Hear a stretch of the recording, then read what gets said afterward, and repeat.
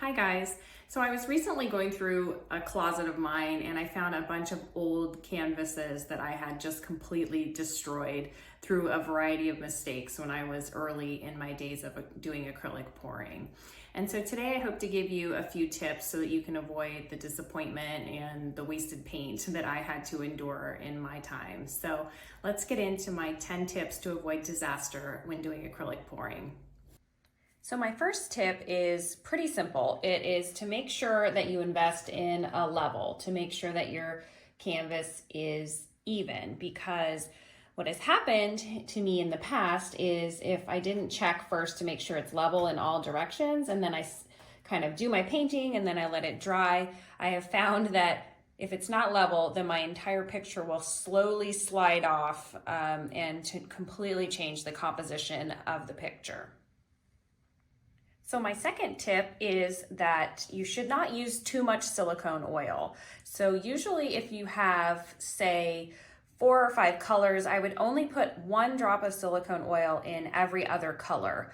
And don't overmix the silicone oil, so only stir it a couple of times really, because otherwise I found, like in this painting here, that it has created a bunch of tiny little cells and the colors don't show through. It kind of muddies the colors and I don't really think it gives me the cells that I'm looking for.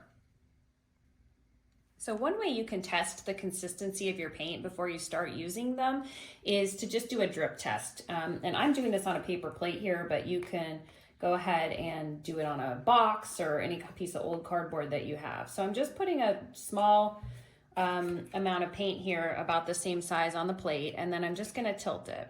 And what I'm looking for is to make sure that both are sort of going at the same speed and that they're both reaching the same point. So as you can see, the blue is a little bit thinner than the gold.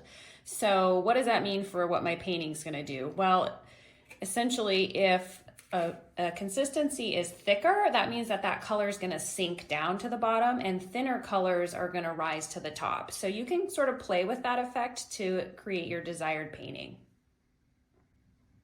Tip number 4 is to be wary if you are using really old paints or really old pouring mediums that have been sitting around for a while, particularly at temperatures that aren't ideal.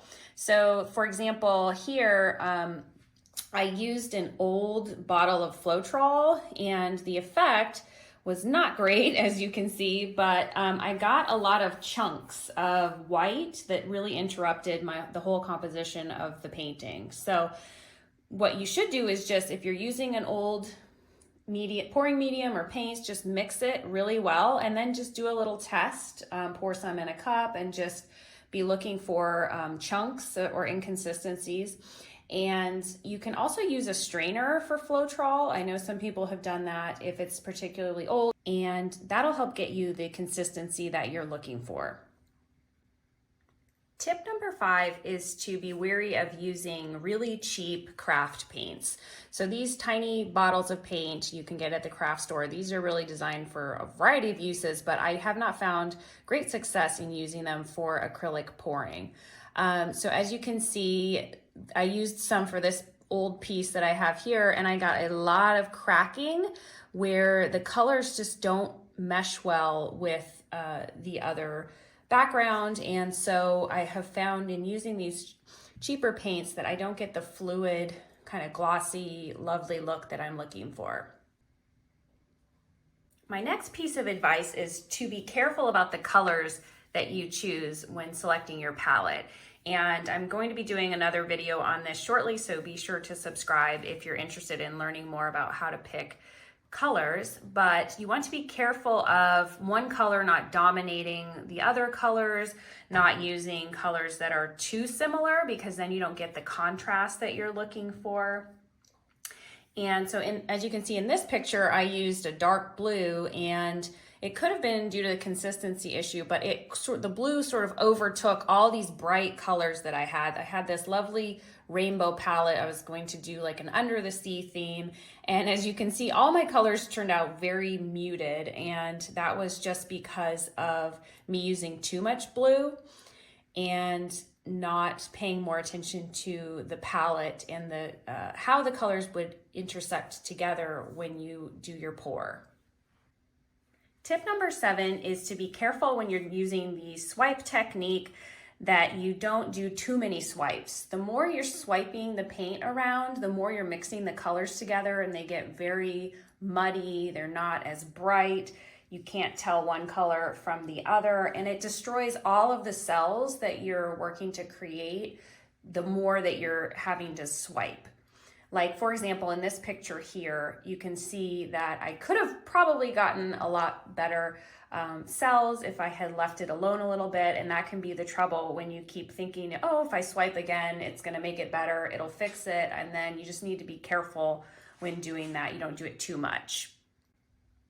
Tip number 8 is not mixing your paint enough.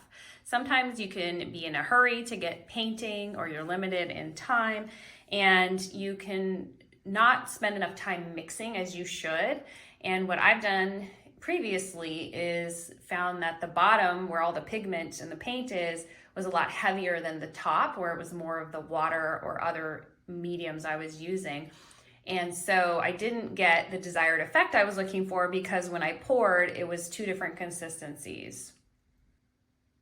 Tip number 9 is to make sure that you're popping the bubbles that come up as you're pouring the paint. And you can do this with a simple kitchen torch, or what I do as well is I'll mix my paint and then let them sit for about 30 minutes or so, just enough to let all those air bubbles rise, and that gives me a better finish. My final tip is to make sure you're not using too much paint, like I did in this, one of my earlier canvas pieces. And you want to make sure you're using a very thin layer, especially if you're doing a Dutch pour, because the more paint you have on the canvas, the more the paint needs somewhere to go. So it's going to move and shift and drip off. And that will totally change the intention of your composition. So you want to make sure that the paint is even across the board and not sort of chunky like I have here, because this did dry in clumps, which was not what I was looking for. And make sure you're pouring off, particularly in your base coat, you're pouring off most of the paint. So you just have a very thin layer and that will get you better results.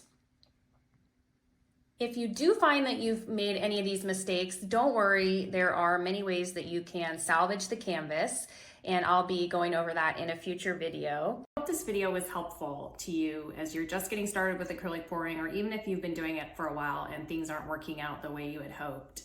So if you like the video, please give it a like, and even better, if you know of some common mistakes that I may have missed, go ahead and put those in the comments. See you next time.